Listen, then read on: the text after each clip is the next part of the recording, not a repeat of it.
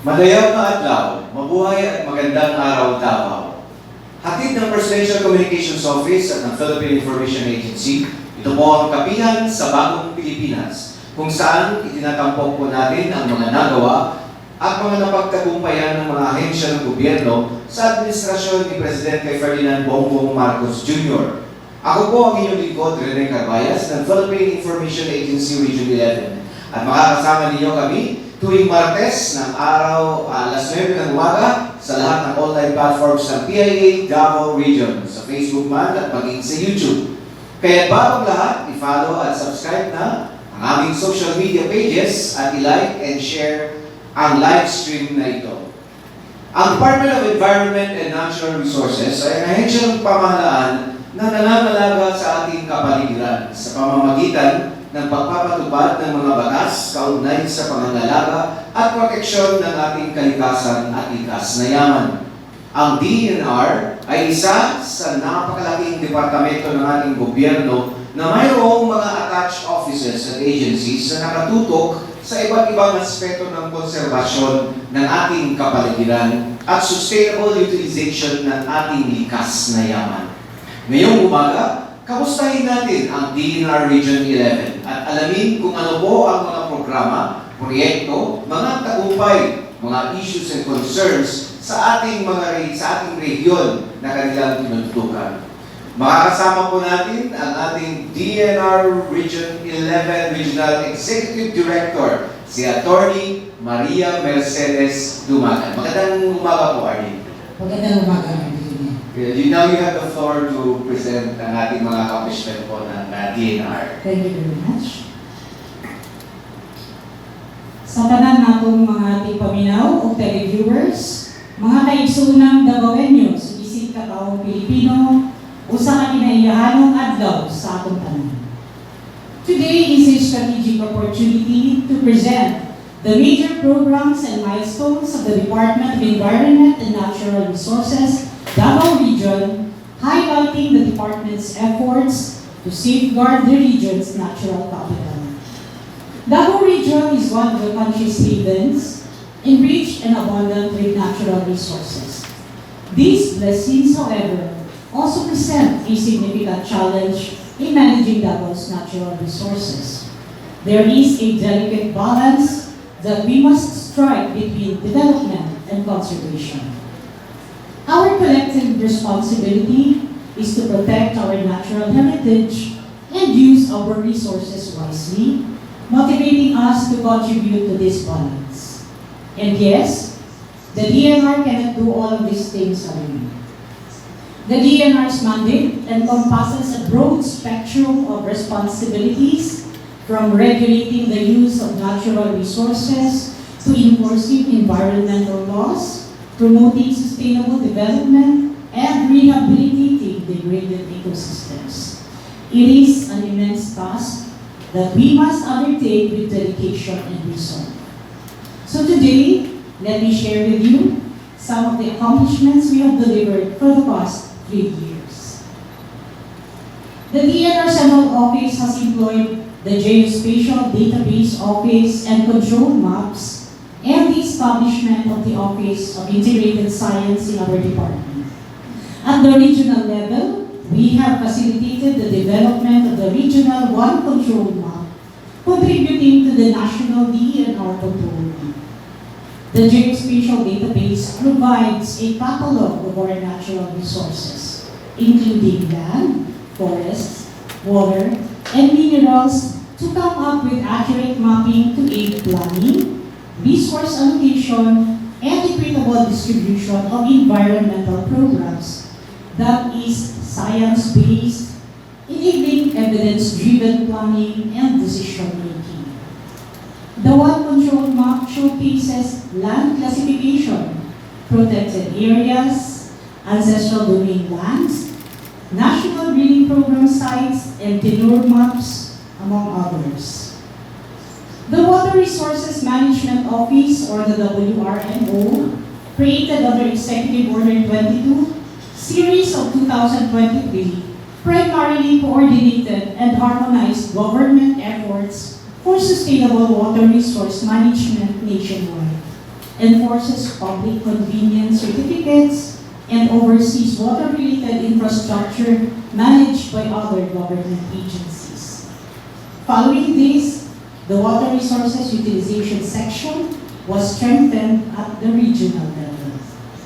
Additionally, DNR Davao, through the Environmental Management Bureau 11 or EMB 11, ensures the implementation of the Adapt and Estero program, which encourages the business sector, in collaboration with local government units, to clean up and maintain a particular estero. The number of adopters that participated in this program increased and participation intensified. Moreover, the classification of water bodies establishes the most suitable uses for each water body and implements corresponding regulations for activities along their stretches. The number of classified water bodies has grown from 63 in 2021 to 70 as of date. Most freshwater bodies in Region 11 are categorized as Class B, or suitable for recreational purposes, Class C, or water bodies that are suitable for agriculture, irrigation, livestock watering, and fisheries are also prevalent. For marine water bodies, the majority falls under the SB classification, allowing commercial shellfish propagation, ecotourism, and recreation. This initiative contributes to improve community quality of life by fostering physical and mental well-being, promoting social interaction, and creating job opportunities in tourism and related industries. Committed to providing water for all communities, DNR initiated the Small Water Impounding System, or SWIS, to capture and store spring water for hydration of NGP 3 crops, agriculture, and domestic needs. There are 27 Swiss projects established across the region with a combined capacity of 820 cubic meters for the past 3 years. Davao region is abundant with mineral resources, with primary commodities estimated to contribute 179.45 billion pesos from gold, nickel, and copper in 2021 alone. Considering the foregoing, the MGB-11 constructed a 3-phase roadmap aiming to enhance investor confidence, expand domestic ore production and mineral assets, and uplift the country's stand as leading global powerhouse commencing 2022 to 2040. The intensified enforcement initiatives of MGB-11 has continued in illegal mining hotspots in the provinces of Davao de Oro and Davao Oriental, resolving the gradual increase of mining-related complaints and adverse environmental conditions, heightened community awareness, and promoted responsible mining. The map shown depicts the hotspots for illegal mining activities in Region 11 that are continuously being monitored by MGB-11 in some of the prominent localities. It has conducted investigations which resulted to the issuance of cease and desist orders. Davao region is home to the largest number of locally declared minahang bayan in the country, with a total of 13, of which 6 have small-scale mining contracts. The region is also rich in sand and gravel deposits, with 313 sand and gravel permits issued by the LGUs. MGB-11 has issued a total of 41 large-scale mining agreements and permits as of June 2024. The mining industry contributes to environmental protection through adherence to best practices to minimize pollution and habitat disruption, and investments in reclamation and rehabilitation of mined areas. DNR Davao has also been instrumental in forest and watershed management. Through the Enhanced National Greening Program, we have established extensive plantations and planted millions of seedlings. This initiative not only combats climate change, but also provides livelihoods for local communities. With emphasis on community development and environmental protection, the Enhanced National Breeding Program, or the ENGP's objective, is to restore the approximately 7.1 million hectares of unproductive, denuded, and degraded forest lands within the period from 2016 to 2028 nationwide.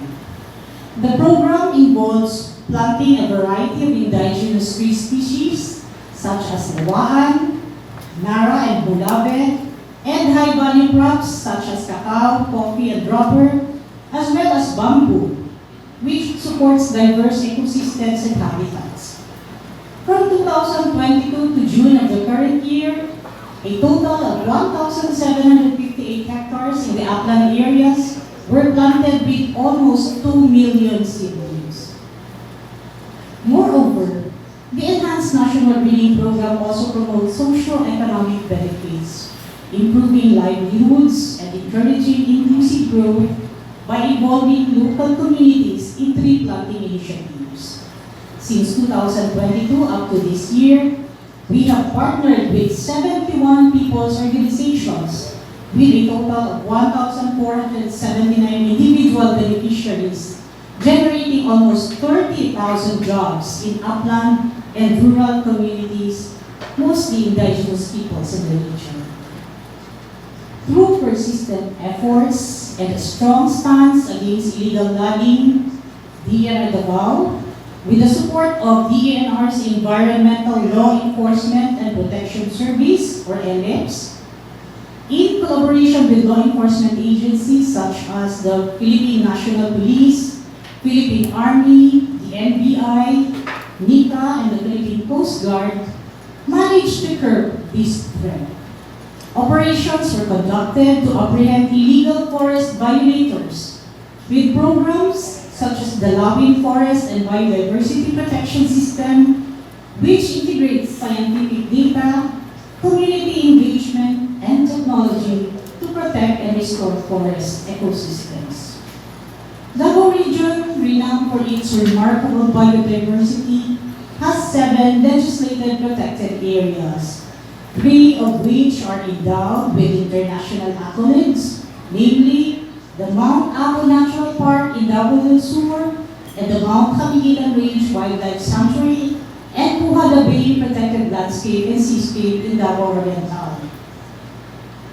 Davao Region's high endemism of biodiversity indicates the richness and health of ecosystems, bringing Davao's very best array of biodiversity at par with that of other megadiverse countries. Considering the aforementioned wonders of our protected areas, the benefits it bequeathed upon local communities became abundant in the form of sustainable livelihood opportunities, such as ecotourism and development, and some viable biodiversity-friendly enterprises. Amongst the wide array of wildlife species that DENR Davao has jurisdiction over, we have prioritized the protection and conservation of 5 specific iconic wildlife species, namely the Philippine eagle, flying fox, dugong, marine turtles, and tarsier. This strategy involves regular monitoring of population trends in selected areas with reported critically endangered species sightings and an intensified communication, education, and public awareness or SEPA campaign aimed at engaging communities, schools, local government units, and various stakeholders. Through these efforts, communities can be empowered to actively participate in the protection of these valuable species and their habitats.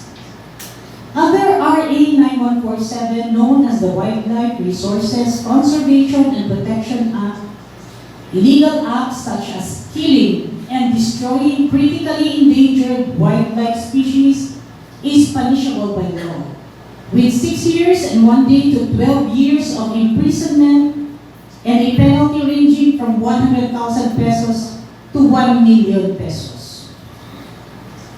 DNR Davao's efforts in managing coastal and marine resources have also been commendable. Programs such as establishing marine sanctuaries and mangrove reforestation projects have been crucial in protecting marine biodiversity and mitigating the impacts of climate change. One of which is the Coral Rehabilitation Program in Adicor Island Garden City of Samal, Davao del Norte, Mabini, Davao de Oro, and City of Mati, Davao Oriental. The coral plantations established in 2012, 2015, and 2016 respectively, covering a combined area of 4.5 hectares, have yielded 129.56 centimeters of growth in pyramid. Continuous monitoring of the rehabilitated coral reefs are conducted, measuring gradual growth of the species. Streamlining the patent issuance process in the land sector ensures secure land tenure for communities. Simplified procedures reduce bureaucracy, encouraging investment, economic development, and poverty reduction.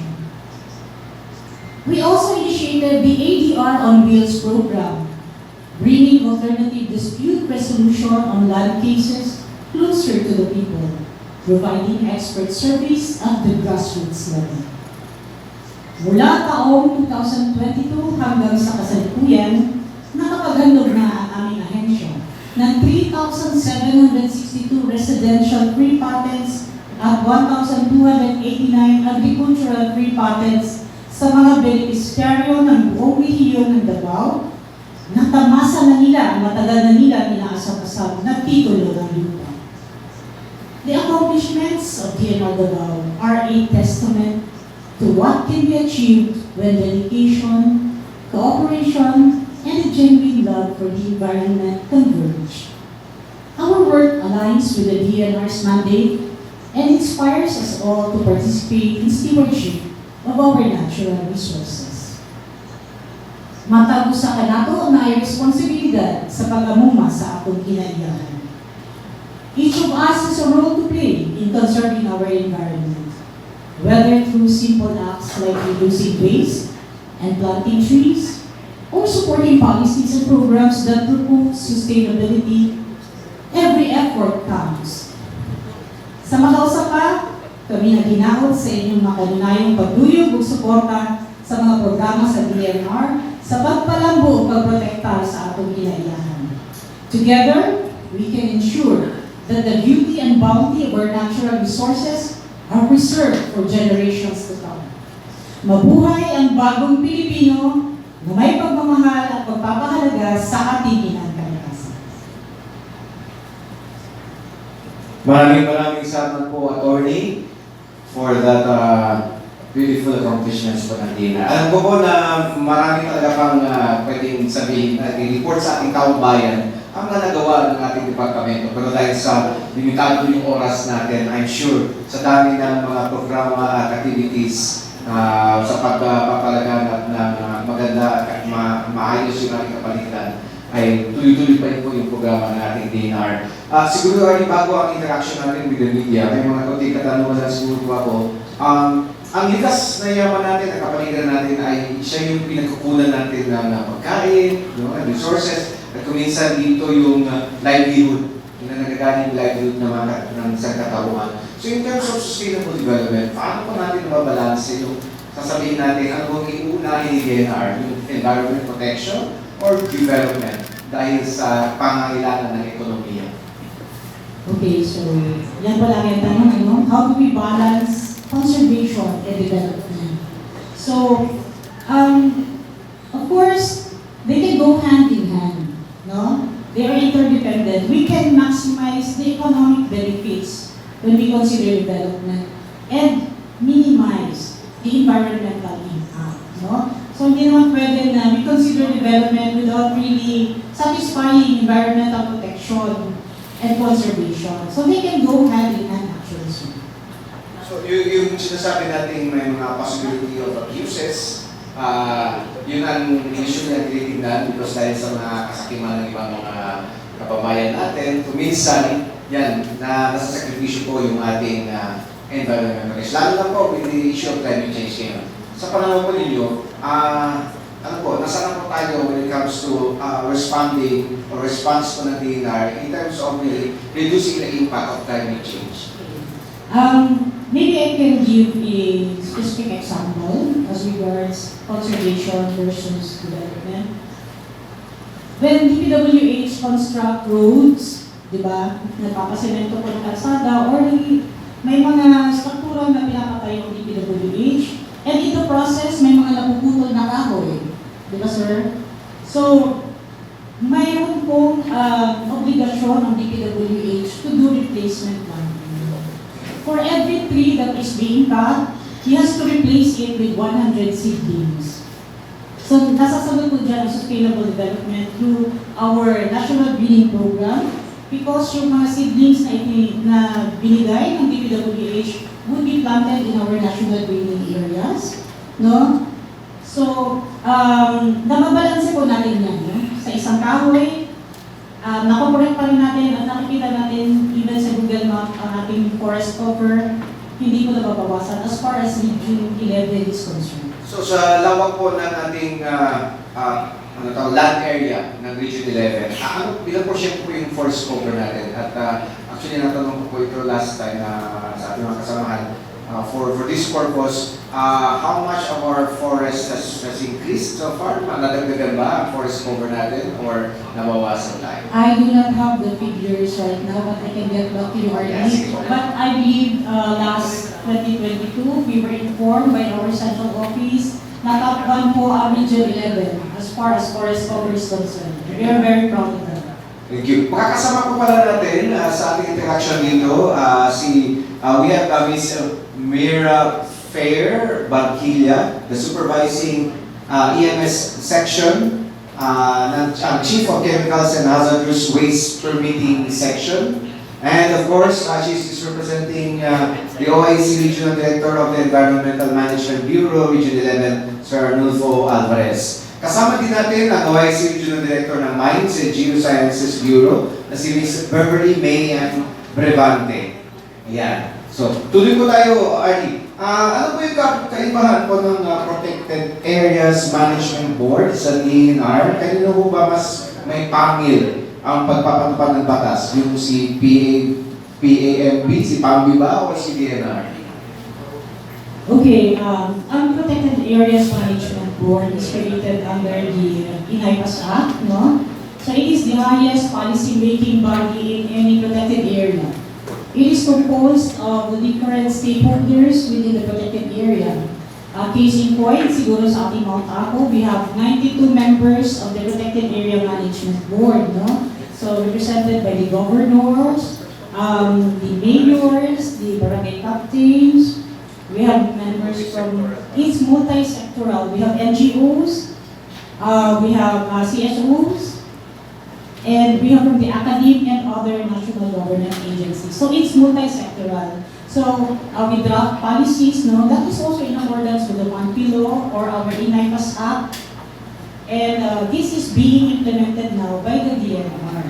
DNR is represented by our PASU in the protected area, our protected area superintendent, and he has his staff there sa ating Protected Area Management Office. So yan po, we work hand in hand with the PAMB in the enforcement, management, and protection of our protected areas. Yeah, recently din po, pinasaran ng Protected Areas Management Bureau ang Mount Apo. At sa loob po ng 3 buwan mula Hunyo, nasa ano na po tayong status po nitong pagsasara. Actually, there was a resolution that was passed by the PAMB regarding the closure of Mount Apo for 3 months, no?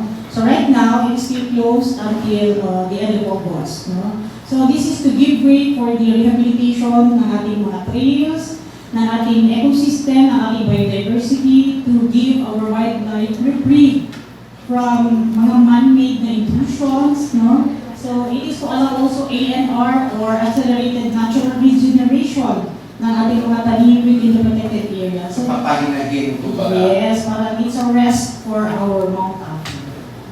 So, kagaya din ng mga panahon na kaya nabigyan natin ng panahon ng mga kalikasan because they are natural for them to naturally regenerate, produce, etc. Just like sa dagat din natin ng RD. So, nabibigyan natin ng panahon. So simple po naman ang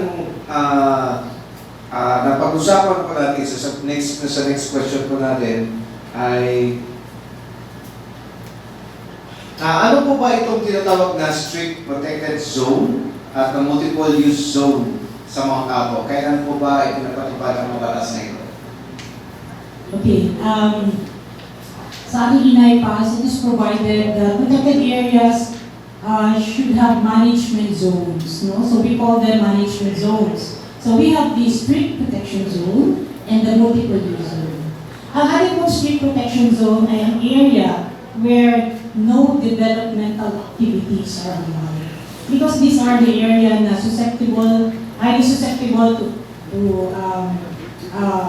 let's say, landslide, no? And these are also the areas where there is very rich flora and fauna, biodiversity, and where our wildlife resides. So these are the areas identified as strict protection zones.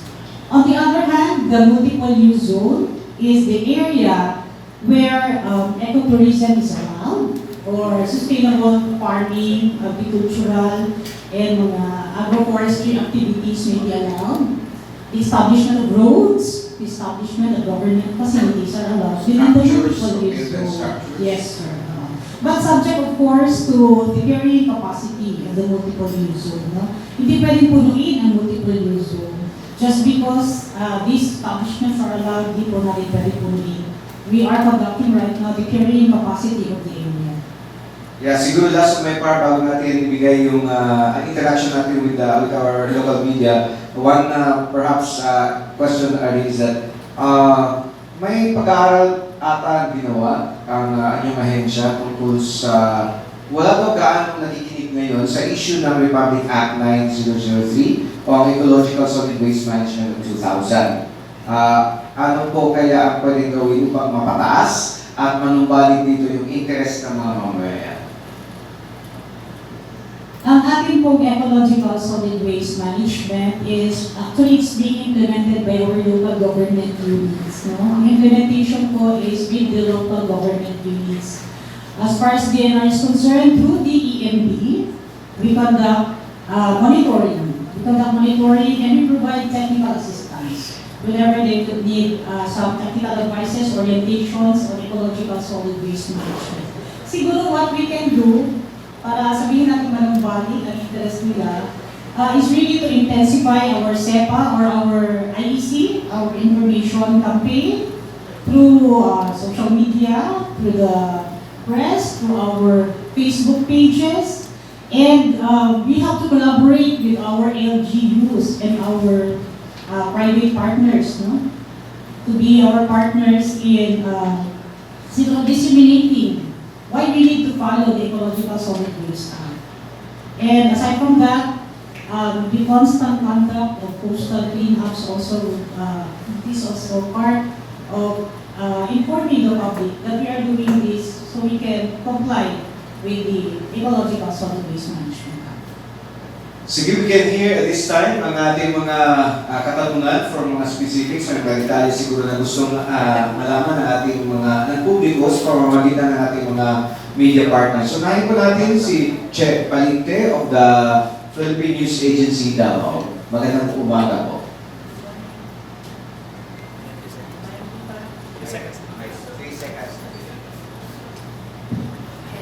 Good morning to RD. You have mentioned that, I'll go back to the presented data when it comes to the mineral resources. You have mentioned that 179 billion yung gold, nickel, and copper in 2021. That was in 2021. Currently, how much are we talking about?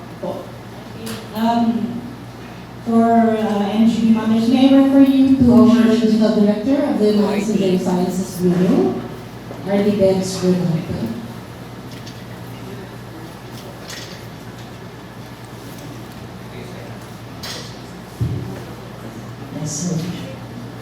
Okay, good morning again. So, as to the current statistics or information when it comes to the mining industry, For the year 2022 to 2023, this is what we have right now on hand. So when it comes to the fees and taxes received by the government, we already received 822 million pesos, and 6 million is the total occupation fee that was collected. When it comes to the jobs generated, we have at around 12,000 jobs generated. And when it comes to the SDMP, 153 million, that's the total amount that is being allocated to the social development and management programs. So when we talk about the resources, research, so I don't have the statistics right now, but again, the Philippines is among the top countries with these natural mineral resources, especially when it comes to gold and copper. Thank you. Again, to RD, you have also mentioned that there are hotspots of illegal mining in Davao region, activities in Davao region, that are continuously being monitored until now. May we know the current data as to how many are operating illegally, and meron po ba tayong na-lodge ng mga cases on them? As presented, there were already cease and desist orders that were issued. But as to the numbers, again, may I refer you to our details.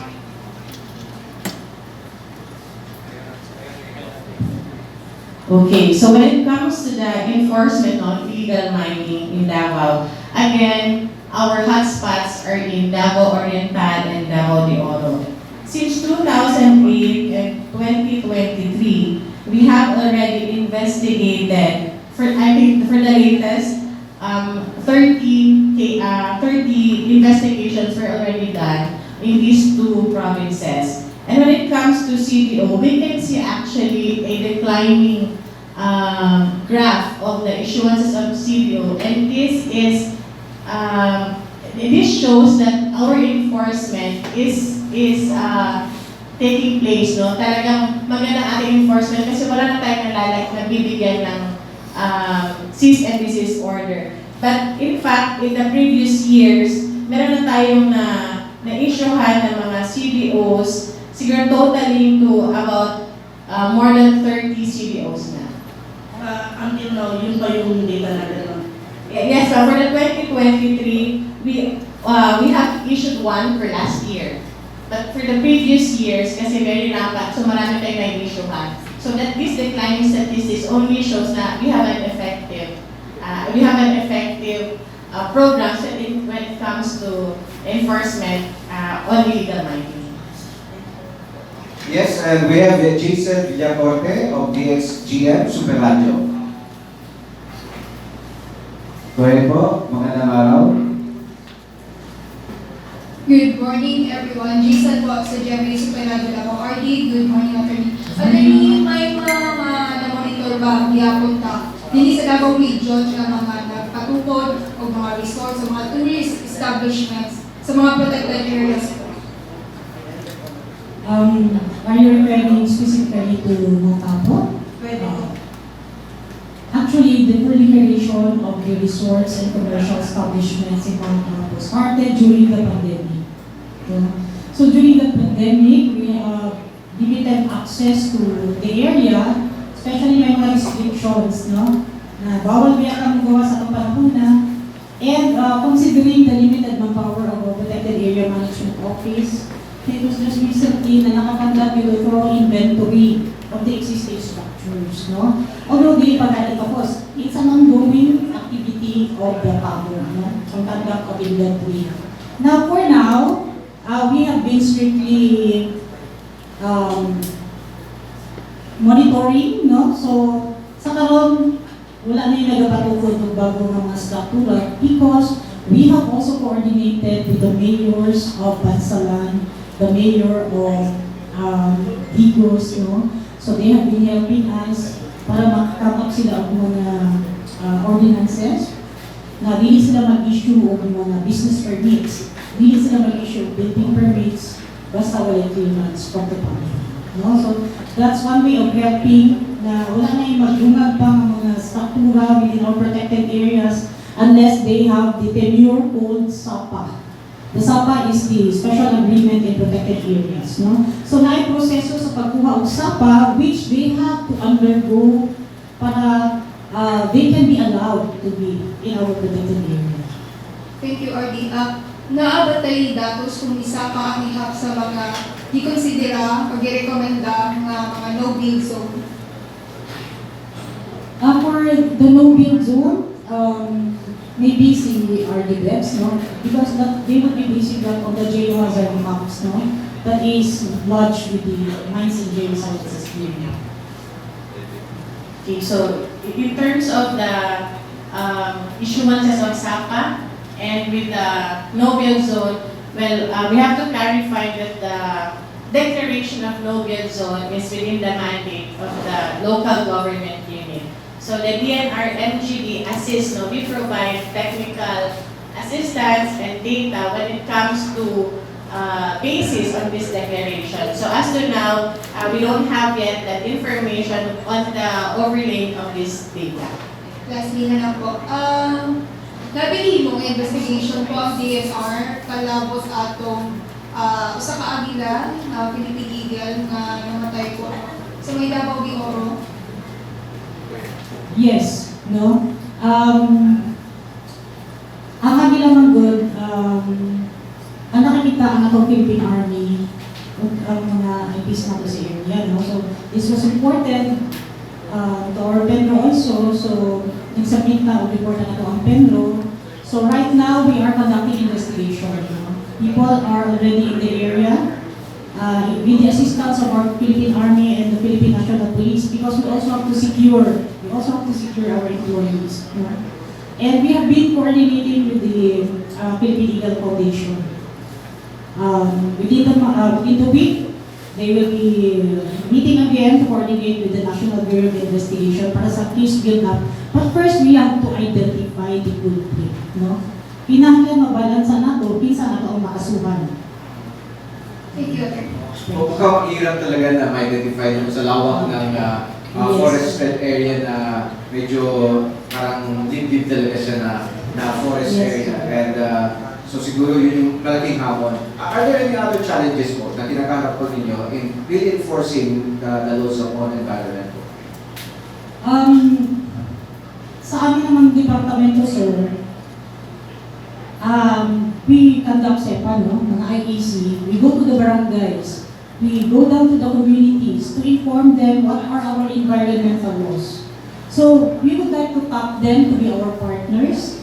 If we can possibly, siguro declare some of them to be our partners, especially in wildlife enforcement laws. They can be our wildlife enforcement officers, no? We could conduct capacity building. So they can assist us. And of course, we should always collaborate with our barangay, LGUs, our MDRRMOs, so they could properly assist us. Plus, we have also the support of our enforcement agencies like our police, our Philippine Army. So it's a multi-stakeholder activity that is being done within our itong mga areas natin where our wildlife thrive. So we have a question from Jai Mondes ng PTV Davao. Go ahead po, ma'am. Good morning po, RD. Jai. Aligned with because July, ma'am, is the National Disaster Resilience Month. So here in Davao City po, the CDRMO revealed that there is a new tsunami hazard map from the FIBOX and nadungagan ang mga barangay sa syudad na prone to tsunami, even kung mga lagi sa mga coastal areas. My question po is, what would be the participation or the involvement of DNR 11 in order to at least prepare the public on the hazard or risk? As far as DNR is concerned, we give the geohazard advisories through our LGU. No? So this is being emailed to our LGUs, and to those who would need our maps, we have it sa ating Mines and Geosciences Bureau, so that we provide advance notice through our advisories. No? So they have to read.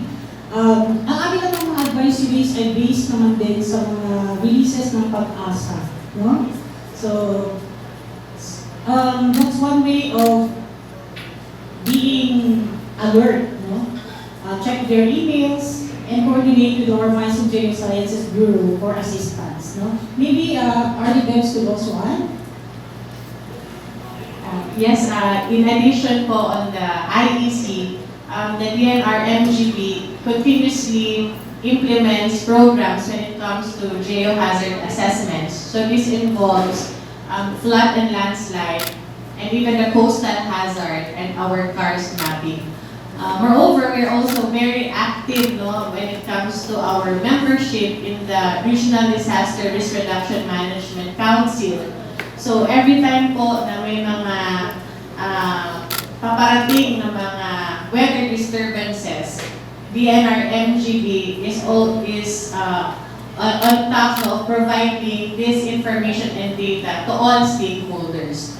So as mentioned earlier by Red, our information is freely available to all stakeholders. Pwede pong tingnan ang aming mga portals to look at the map and even visit our office to obtain talaga yung mga specific informations for the region.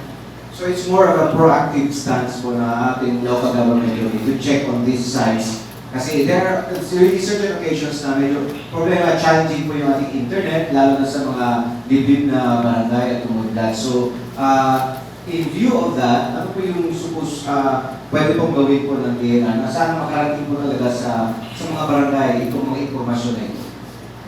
Yes, sir. Actually, we conduct information education campaign down to the barangay level. So we go down to the grassroots, and even po during assessment, before aalis ang team ng MGB, we provide these advisories to the barangay chairpersons. Mami, a follow-up question? Another question nila po. The Philippines po is the host country for the Loss and Damage Fund Board to mitigate the effects of the climate change. So, may mandate na po ba from the DNR on national level to what would be the participation, or do you have activities here in the regional level? We are still waiting for instructions. We are still waiting for instructions from our central office. Thank you po.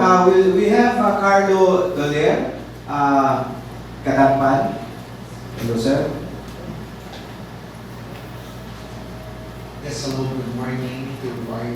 We'd just like to ask po if necessary we have the liberty to answer in regards sa efforts or reforestation sa ilang areas sa Davao region. What are those projects na tinututukan natin po in terms sa reforestation efforts, especially sa mga tree planting activities po?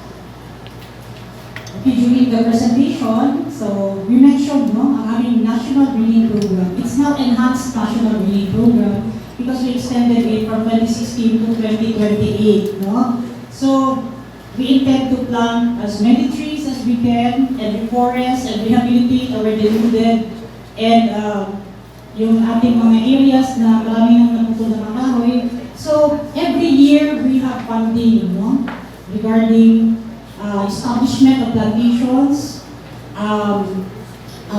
seedling production, and we would identify our people's organizations within the area. Dapat nasa area lang sila so they can protect, sila ang mag-protecta because sila naman nasa area. Dili ito magkuha ang mga POs outside of that particular area or that locality. So we have the POs that are already existing and most of them are mga IPs, ang atong mga kaigsulang mga IPs. We provide the funds, we provide the mobilization, magsulong sila tanong sa atong plantation establishment fees.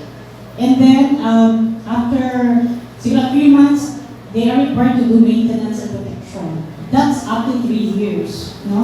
So second year, maintenance and protection, third year, maintenance and protection.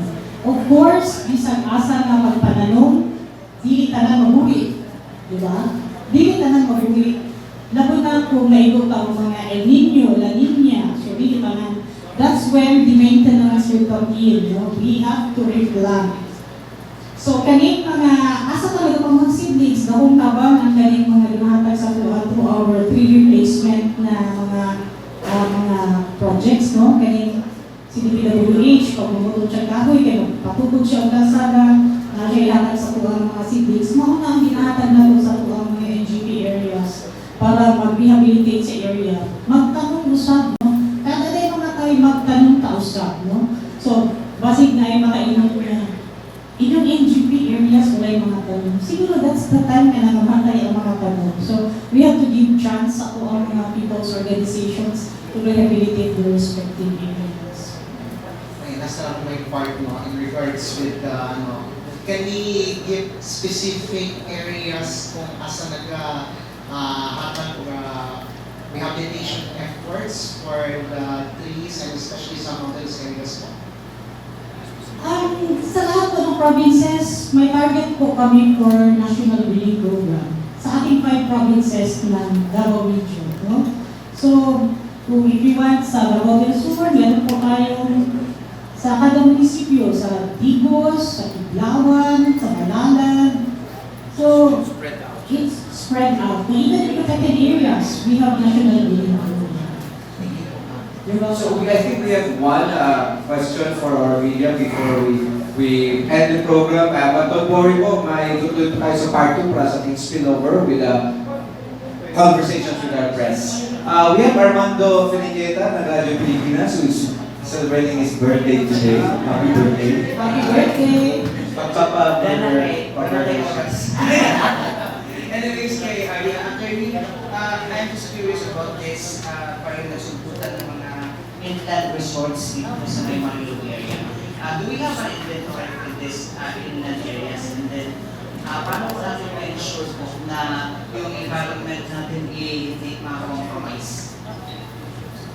Regarding mga inland areas sa Marilog, our Environmental Management Bureau, EMB, has already conducted inspection and inventory, but not an all-out inventory, no, considering limited pa po ang nakaong ng power from EMB. They have issued some ECCs, and they have also issued some notices of violation for those existing structures na wala nag-apply yung ECC, no? So for more details, can I refer you to our representative from the Environmental Management Bureau? Hi, good morning.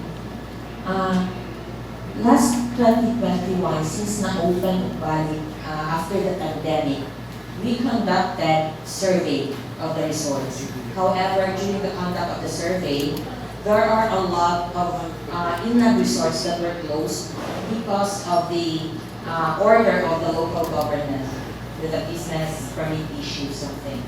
So, however, we still conducted surveys and surveyed 19 resorts in Marilog area. And in 2023, we also conducted another survey up to 2024. So, we surveyed 22 resorts in a resort. And out of those 22 resorts, there are 2 who have secured an environmental compliance certificate and 1 has a certificate of non-coverage. Ang problema lang kasi, nahihirapan silang mag-comply with the NCC because of the issue with the zoning. Kasi dapat nasa proper zone sila. And most of these resorts, nagsusuputan din nung panahon din ng pandemic. So, as of now, EMB is still conducting more survey sa mga hindi pa na-survey natin ng mga resorts, so we can have the inventory of ilang inland resorts na nandun sa area po. And rest assured, some of these were issued notices of violation for developing without securing first the ECC, without complying with the environmental laws po. Thank you po, ma'am. At this point, we will thank first our media partners na nandito po ngayon, ang DXGM, Super Radio, PNA, Davao, Mindanao Times, Sunstar Davao, Kadampan, PTV Davao Crew, DXGN FM, GMA TV Crews, Radyo 5, Radyo Pilipinas Davao, at ang Regional News Group. Okay? So maraming salamat po muli RD sa Department of Information, also sa Department of Information and Communications Technology Region 11 sa pagsisiguro po ng ating Wi-Fi connection. Maraming salamat po. At sa lahat po ng bumubuo ng Department of Environment and Natural Resources Region 11 sa pamumuno ni Regional Executive Director Attorney Maria Mercedes Dumagan. Maraming salamat po, ma'am. At hingin namin ang siguro a few parting statement po from your end. Okay, kami po ay nagpapasalamat din sa PIA, no, for this opportunity. Mapadayag na po ang mga minsan ay nabuhat sa Department of Environment and Natural Resources. Ang pangangalaga ng kalikasan ay hindi basta-basta magawa kung wala pong kooperasyon ng mga mamamayan. Kaya magtulog-tulog po tayong lahat sa ating pagtugon sa hamon na pangalagaan ang kalikasan. Yan po, maraming salamat. Tuloy po natin ang sa ngalan po namin Presidential Communications Office Secretary Cheloy Garafil, ang aming PA Director General Jose Torres Jr. at ang buong pwersa ng Philippine Information Agency Region 11. Ito po si Rene Cabayas. Magandang araw at ating itaguyod ang bagong Pilipinas, ang Pink Davao. Welcome back po sa ating kapihan sa Bagong Pilipinas. Kasama pa rin po natin ang Department of Environment and Natural Resources. Muli po kasama po muli natin ang ating Regional Executive Director, si Attorney Maria Mercedes Dumagan, ang ating Supervising EMS Section Chief of Chemicals and Hazardous Waste Permitting Section, si Myra Fair Barquilla, if I am not mistaken to pronounce the name. Myra. Of course, ang ating OIC Regional Director ng MGB Region 11, Beverly May Brevante, ma'am. So, makakasama din po natin ngayong araw sa ating conversations with the media, ang OIC Assistant Regional Director for Technical Services, si Sir Victor Billones. Ito marami na itong pera, si Billones. Ang ating Assistant Regional Director for Management Services, Engineer Maribel Alicer. Hello po, ma'am. Ang PNR Officer of Davao Oriental, Pablito M. Ofresia. Hello, sir. Ang ating PNR Officer of Davao del Norte, Sir Alberto Manjola. Sir. We have OIC PNR Officer of Davao de Oro, Rita Fe Gun. Ma'am, tama po ba? Gun. OIC PNR Officer of Davao Occidental, Amelda Vera Cruz, ma'am. And PNR Officer of Davao del Sur, Chamberlain Babiera, sir. Magandang araw po muli sa ating lahat. And again, we'd like to welcome our media friends. Bago po ang ating mga taga-media magtatanong, may online question po muli tayo. What is your latest assessment on the credibility daw of the road along National Highway in Mawag since nagasigi daw ulan karon? Second niya is, what is your assessment on the two relocation sites also currently constructed in Mako for the Masama landslide victims? So there are basically two questions. So I don't know kung sino sasagot. Go ahead po, ma'am. Okay, so for the assessment of the Mawag Highway, no, so nangyari po yung failure during the kasagsagan ng shear line, and the DNR MGB 11 was able to provide initial assessment of this failure during that time. But since it's a national highway, it is now under the mandate of the Department of Public Works and Highways. So as to the credibility, we leave that to the Department of Public Works and Highways. But we are, the NRMGB again, is always here to provide technical assistance, being a member of the Regional Disaster Risk Reduction Management Council. On the second question on the assessment of the two relocation sites in Mako, so this is specifically in Palibasan and Barangay Karabdag in Mako. So ito na po yung dalawang sites, no, that were assessed to be potential, no, during our initial assessment. So when we say potential, pwede po siyang i-develop subject to further assessment of and a conduct of an engineering, geological, and geohazard assessment para po malaman natin na ano pa ang kailangan i-implement na mitigating measures kasi these areas are prone to flooding. So hindi po natin may iwasan, especially here in Davao region, that ang ating region has a vast plains, no, maraming patag, but it is dissected by several creeks and rivers. So naturally po, ang ating region ay bahain talaga. So it is just classified into different category from low to very high. So ito pong dalawa, this is between low to high susceptibility to flooding, but low to landslide. So pwede naman po natin mamitigate itong mga geohazard. Thank you po. From Armando Feliciano again, sir. To be followed by Sir Charles Sigo ng Salstar. Pagkilay na po. Isa ko lang ang pangunahan na to RD or anyone can answer this, no? To RD, ma'am, dito lang po sa,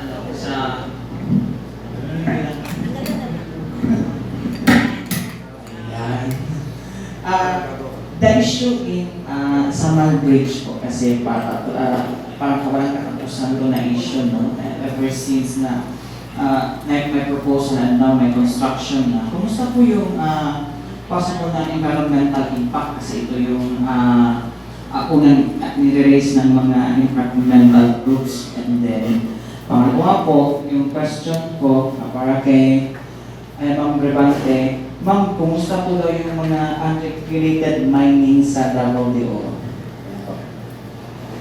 So on the Samal Bridge project, for the information of everyone, there is already a case pending before the Supreme Court, no? So I cannot really discuss the arguments that are already raised in the Supreme Court. We are still waiting for the decision. But we can say that just very recently we conducted underwater assessment. No? We have coordinated with the multi-party monitoring team because there is an MMT created purposely for the construction of the Samal Bridge. And this is being chaired by the LGU Enro of Samal, of Ilocos. And we have members, IPs and other government agencies. We are also a member of the DNR, the CENRO, and the ENP. So right now, they are still going to conduct the monitoring because I think the conduct of monitoring by the MMT is semi-annual. But with the pressing issues right now, they will be conducting it very soon. But on the part of the DNR, kami sa Conservation and Development Division, together with Senator Panabo, nagkanda kami yung underwater assessment, no? To check if it's an impact ato more on the corals. Based on the findings, there are still corals thriving, even within the alignment of the bridge, no? While construction is being conducted. Although na ay mga maigo-igo gamay, but from the very start, they've been saying that the condition of the corals there are considered poor, no? Poor na ang kanyang category. So, we are seeing, and even during my presentation, we are saying that coral rehabilitation is possible. So that would be one of the mitigating measures and the rehabilitation measures that would be required sa proponent ng DPWH after the construction of the bridge, no? So na damage, but they can rehabilitate. Na may ramo here, it is possible. We have done it in Aditor Samal, we have done it in Mabini, Davao de Oro, and we have done it in the city of Matilao.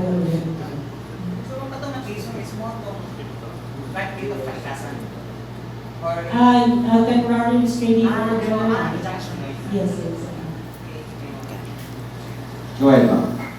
So in the case po of the illegal mining in Davao de Oro, so we cannot deny the fact that it still exists. No? Meron pa rin yan kasi the Davao de Oro has its, it is abundant when it comes to mineral resources.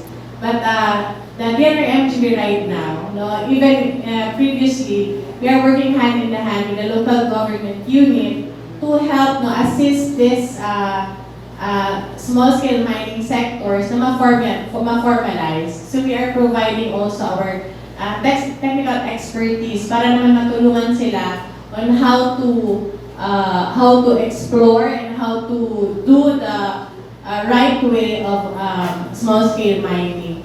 And in terms naman of enforcement, of course, DNR-MGB together with our PENRO in Davao de Oro, we are still implementing mga cease and desist orders na in-issue previously pa, and monitoring is still ongoing po. Okay, so sir, from Sunstar. Hi ma'am, good morning. I am Charles from Sunstar. So my question, I have 3 questions actually. But my first question is regarding the resort built near Mount Apo. And last April, DNR Secretary Yulo Loizaga said that they have no intention of closing the said establishment. So instead, DENR asked the establishment to comply with permits. So I would just like to ask po if this decision is still the same up until now, and or if the establishment were able to comply with the said permits, or perhaps you may have updates regarding the progress of the construction of the said resort, or updates in general kung ano po yung nangyayari na doon. Thank you po. Okay, thank you. You know, even before tumutok yung issue on Mount Apo, remember? Kasi di ba, may mga vloggers nung kasi na nag-raise doon. Yes, so as an option of the chocolate hills. So even before that, we have already been doing our enforcement activities.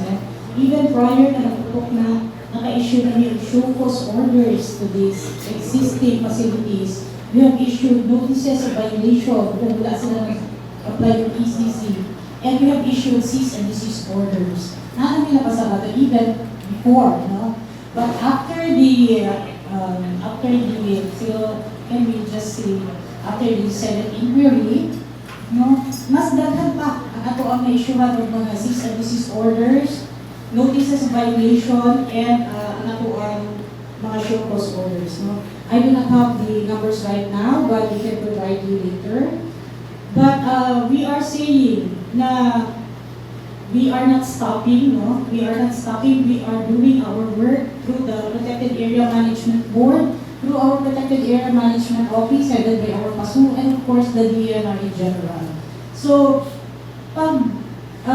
just very recently, we'd like to inform you just very recently, ipatawag na mo ng resort owners na naa sa Mount Apo to inform them kung saan status sa ilang applications, because some of them have already applied for public clearance. Some of them have already applied for ECC, and nakakuha na po sila ng certificate recognition from the NCRP. So, tayo siya, kung makompleto din nila, we will endorse it for the issuance of SAPA. Katulad na ino nato na special agreement in protected area. Mga na dapat ang ginagunitan sa tanang nasa protected area, no? SAPA. Now, katong mga resorts nga who did not heed our mga patawag, no? Medyo gani, kung wala nga sila nag-apply for public clearance, of course, we shall be filing cases against them. No? We have already, the PAMO have already sat down with our legal division, mag-case din up, no? In case na gani dito, because we have given them ample time to comply with the requirements. Just a follow-up question po. Since last April, yung sinabi ko na article na nabasa, it's also from Sunstar. DNR Secretary said that they don't have no intention to close the said resorts because they're actually also parang they also care for the people na nag-work sa mga establishments na doon. So since po meron kayong mga may pinapa-close na resort doon, so ano po ba yung mga grounds na ano nila na violate nila in resulting po sa closure ng resorts nila po? Siguro the context, no, when our secretary mentioned I cannot remember na she said the resorts won't be closed. No? Pero definitely kasi pag ang resorts ay nasa strict protection zones, they have to demolish. If they don't self-demolish, then we can have them demolished. So we have already issued, for the CDOs, prior to April, we have issued mga 7 cease and desist orders already. And then, right now, it's already numbering 19 cease and desist orders. Nakapasarado na yung mga coffee shops, mga restaurants, within strict protection zones. Pero limited lang ang numbers actually in the SPZ. Mas lalang yun ang sa MUZ. Sa MUZ naman, because resorts naman are allowed within MUZ, gusto na namin kung apply lang sa sila, kasi mga naman din sila sa area. No? Tato mga gahi lang, tato ang ato ang masarap nila. And we will find cases. Sige po. In relation na lang din, like follow-up, since you mentioned coffee shop, so I think everyone seen on Facebook that Green Coffee opened their new branch sa Buda. So perhaps may comment po kayo yan kasi I think it's in the middle of the forest. Okay. Sa Buda na area, no? Buda naman is not a protected area, but they still have to comply with the requirements sa ating environmental impact assessment system, no? Under sa EMB. Dapat apply gihapon sila for ECC. If Myra or Mayan is aware of the green coffee in Buda,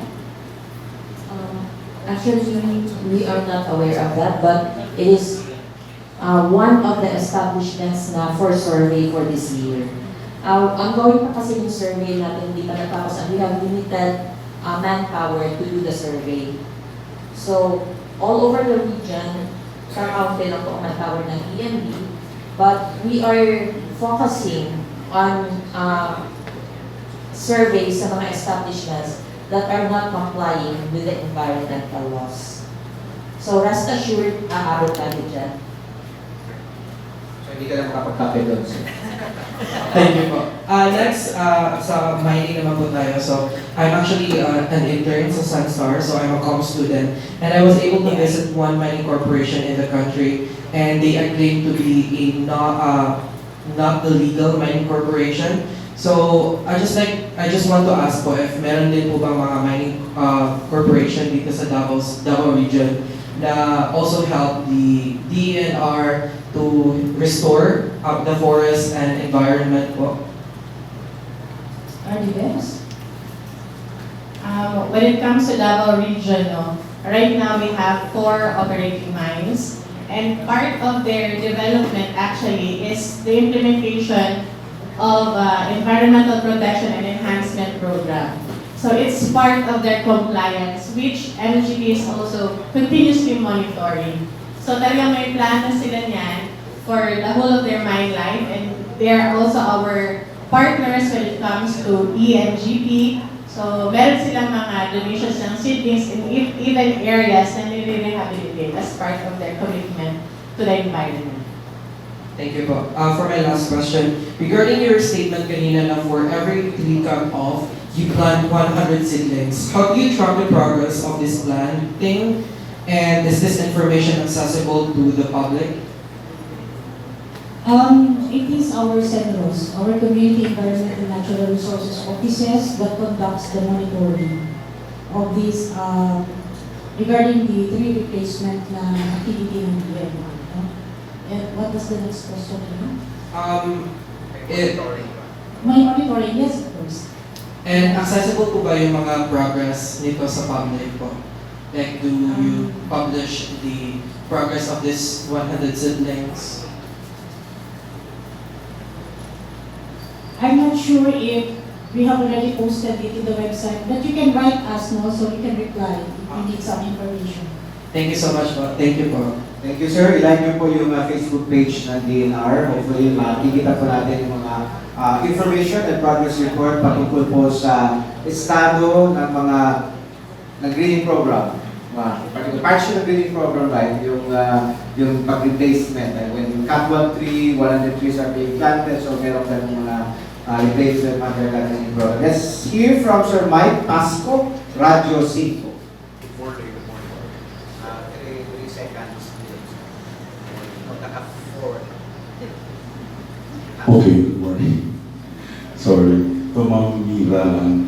Ma'am, balikan ko lang yung inland resorts ng Marilog. This is in line to the, this is in connection to the question of Amanda. A sort of clarification, you've inspected 22 inland resorts, and how many of the 20 yung compliance ng ECC? Second question po is, kung may problem with the zoning, you help us understand kung gaano kabigat yung issue ng zoning for them to get ECC. Third is, pag walang ECC, ano ang mangyayari sa resort? First question, sir, is ilan ang may ECC? Yes. Yes. Out of the 22 we have surveyed from 2021 until 2024, as of today, we have 2 that have ECC and 1 has certificate of non-coverage. So, actually, pinatawag na sila ng notice of violation, pinatawag na rin ng technical conference, and they are required to comply with the requirements to secure the environmental compliance certificate. However, the common problem that we encountered during the technical conference, that the data that we have gathered, is that they are not within the tourism zone. So they cannot be given the required documents from the planning, from the city zoning office. So pag hindi po sila inalaw sa area na yon, they cannot be given with environmental compliance certificate, and pag hindi din sila i-issuehan ng business permit with ng local government, so the local government can impose closure or stoppage of the operation of such firm. So, sa PD 1586 kasi, gusto ko lang i-emphasize, PD 1586 yung ECC is not a permit. It is applying to. So, guide nila yun kung anong dapat gawin. And sa PD 1586, we can issue only CDO and impose penalties. But mas may say talaga ang local government sa closure ng isang establishment once they will not issue a business permit and they will not allow that establishment in that certain zone. Mabalikan ko lang, baka na-mention mo lang kanina, out of the 22, ilan na yung may CDOs? I don't have the data here. Ang may ECC lang po is 2 and isa certificate of non-coverage. So, I don't have the data here kung ilan ang na-issue ng CDO, but most of these firms were issued with notices of violation. So, pinatawag po sila for technical conference. Doon sa guidelines na, after they receive the copy of the notice of violation, how many days ba yung ibibigay sa kanila for them to reply and for them to comply? Nasa legal po yun, depende kasi they are given due process po. Parang hearing na rin po kasi yan, pag may issue na notice of violation, pinapapunta sila sa office for technical conference. And there, ilalahad nila kung ano yung nasa side nila, at may lawyer po tayo na nag-hear sa kanila, and they will come up with an agreement depending kung ano yung capacity, kung gaano kabilis nila ma-comply, kung ano yung complexity na requirements din. Last na lang po, itong 22 until today, nag-ooperate pa. Some of these are already closed. Ilan po yung sama? Hindi ko pa rin po nakuha yung data natin, hindi kompleto yung dito sa akin, but we'll get back to you. But based on our database, sa survey natin, yun po ang lumabas. We have 22.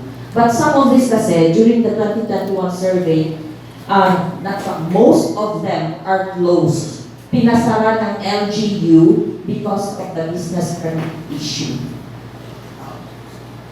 Thank you. You're welcome po. Thank you po, sir. We have two questions. First, we have from Jaisel Villacorta of Super Radio. Sunod po si Maimona. Sikal mo na si Jason kasi siya nakalagay dito. Pasensya na po. Tulong. RD, good morning po. Unsay status karon sa waste to energy project sa Davao sa pag-alliance sa LGU Davao po?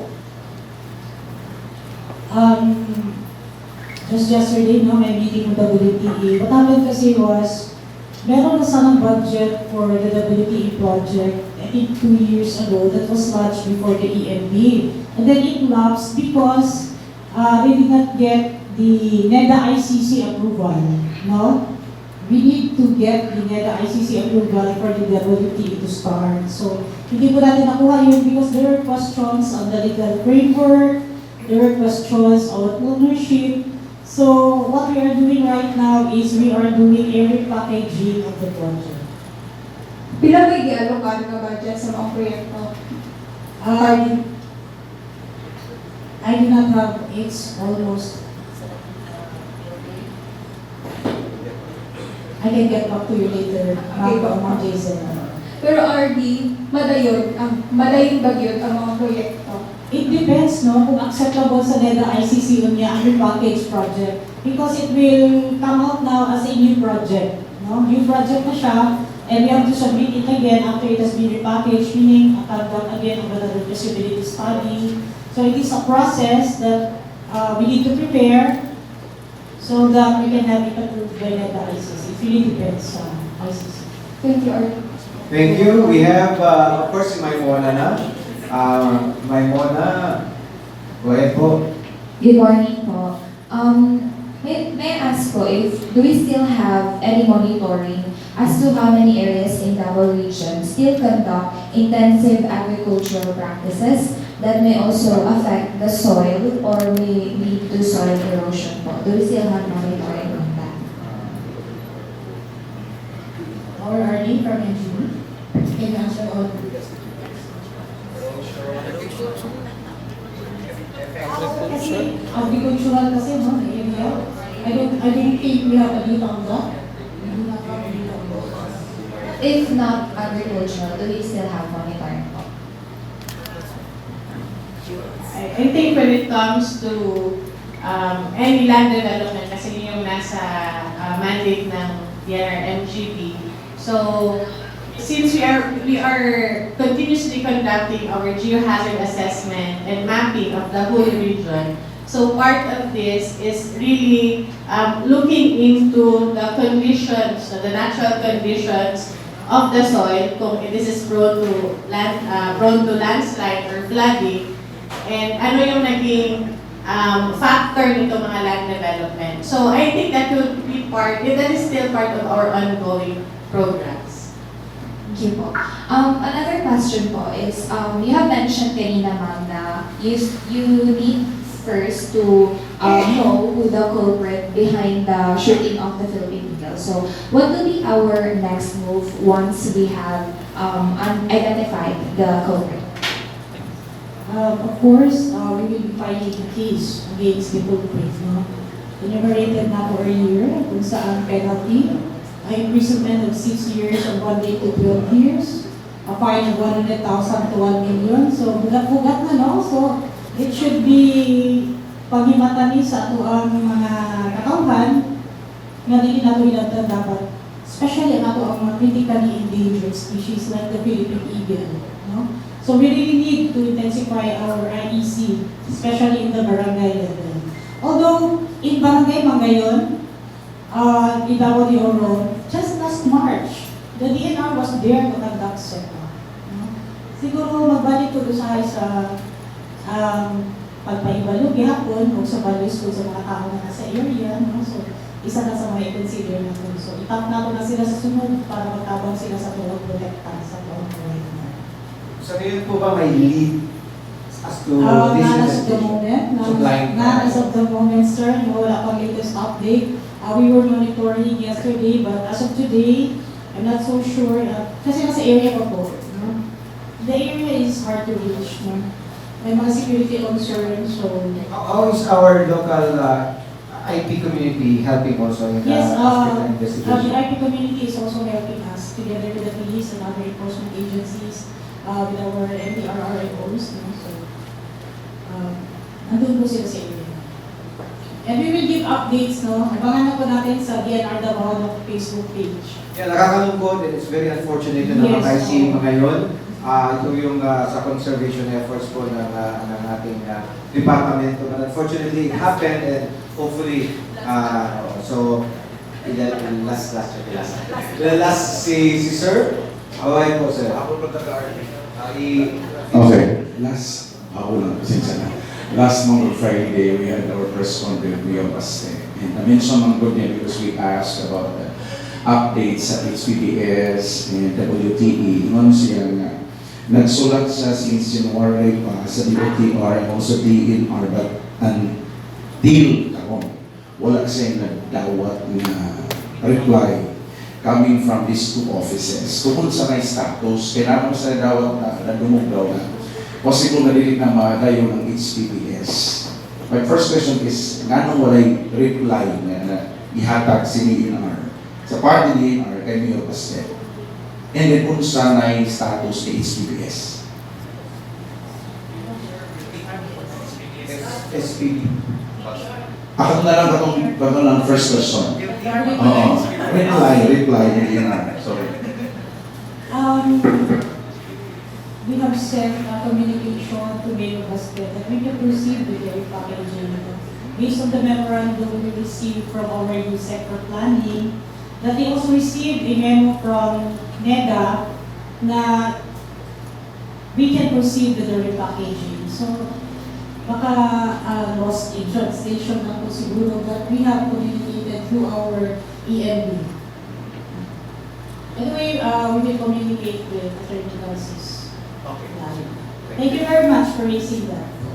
Sige, rejoinder lang po yung kanina sa tanong ni Ms. Moira. Ano po yung status mo ng paghahanap ng relocation site for the Masara victims? Kasi parang nahirapan po mag-identify mga areas, na safe areas for them, for the relocation site. And if I'm not mistaken, sa land area ng Davao de Oro, parang halos lahat po ng kabukiran medyo may issue of integrity and hindi pwedeng lagyan ng mga relocation sites nito. So ano po yung status po natin doon?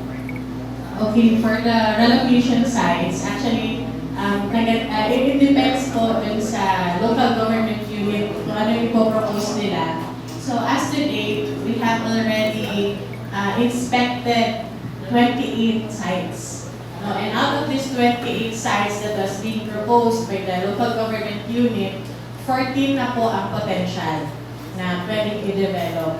So the next steps will now depend on again on the local government unit, our partnership. If they will proceed with the development, kasi that will again undergo a site inspection, we call it the geological site scoping, para mas detalyado po ano na yung magiging proposed site development plan. Nakadepende po kasi sa inyo yung decision ngayon ng local government unit in terms of the development, where should the relocation site. Ang magiging tanong kasi ng taong bayan namin is that how long will our evacuees stay in the evacuation center and how fast can the development of the supposed to be na people proposed to na relocation site na mapabilis. Siguro so I would just like to clarify, kasi the proposal will be coming from the LGU. Kasi marami silang dapat i-consider yung federal instrument. No? So marami silang dapat tingnan when it comes to the availability of land. So the DNR-MGB comes in when we do now the geohazard assessment. So yun nga, meron na tayong 14 sites na na-assess based on their proposal. So 28 po yung na-propose nila. We assess all of those, and 14 po ang identify as potential. And I think there are now 2 sites na ongoing na ang development. So, kung may mga additional pa po na request, so that's the time po that the DNR-MGB comes in again. But the maps, actually, that's the beauty of the geohazard maps that we are providing with the local government unit, kasi that can be their initial basis po na maghanap ng mga areas. And when we see, kasi when we say Davao de Oro, as you mentioned earlier, no, mapula yung, kasi mabukid na talaga, mabundok ang Davao de Oro. It does not stop development. But when we say red areas, these are classified as a highly susceptible to landslide. Development may be introduced but subject to mitigating measures. Dapat may ilagay talaga silang engineering measures to make it relatively safe. Of course, katuwa natin yung ibang mga ahensya gaya ng DPWH and other mga agencies that brings or provides for the permits. Siguro, last to my part, siguro, RD, the mineral industry is being looked at $1 trillion mineral industry po natin. And may impression ng public pag sinabing mining, it only brings destruction, etc. And these are, medyo hindi ko man siya naiintindihan ng ating taong bayan. So, usually po, paano po natin na ipoproject sa publiko ngayon na makita yung value of this industry na nakakatulong din ito para sa kabuhayan, ekonomiya ng ating lipunan. At the same time, ano ba yung ginagawa ng mining operators na mapasiguro na nare-rehabilitate talaga yung area? Sige. I think one advantage na the MGB is part of a DNR, no? It just says na we can coexist the conservation of the environment and the development of the mineral resources. Kaya magkasama kami. So that signifies the coexistence. To ensure po that, for the promotion of mineral development, no, number one talaga is the IEC. No, kailangan talagang ipaalam sa mga stakeholders, ano po yung advantages din ng mining. Kasi yun nga, ang perception natin always is distraction. So hindi lang naiintindihan that there is what we call the responsible mining. So actually, Philippines has one of the most strictest policy when it comes to mining. Talagang grabe ang batas natin when it comes to mining. And syempre nag-evolve ang ating mga policies on that. And from yung mga dating operations pa up and right now, no, we are now integrating the social, environment, and even the safety. No, yan po yung mga aspects na tinitingnan at kino-comply ng ating mga mining companies and is being constantly monitored po ng ating ahensya. And we have the multi-party monitoring. Hindi lang po MGB ang nag-monitor niyan, but we have all our partner stakeholders, may NGO, we have the local government unit, and even the locals, no, the academe is part of this multi-party monitoring team to ensure na talagang comply ng ating mining companies when it comes to the implementation of the environmental programs, safety and health, and of course, the social development and management programs. Thank you po ma'am sa pagpapaliwanag and we look forward na ma-ilapit natin yung informasyon na ito sa ating mga taong bayan. And we thank our media partners who are here, our multipliers. And of course, RD, for your way forward. May panawagan, meron po ba kayong anunsyo sa ating taong bayan? Ang kawalan ng panawagan is be with us, no? Tawagin din. Because the DNR cannot do this alone. While our mandate is for the protection, conservation, development of our natural resources, it is also our mission to mobilize our citizenry to assist us, no? Primary agency lang na kami ang mag-implement ani, but we really need you.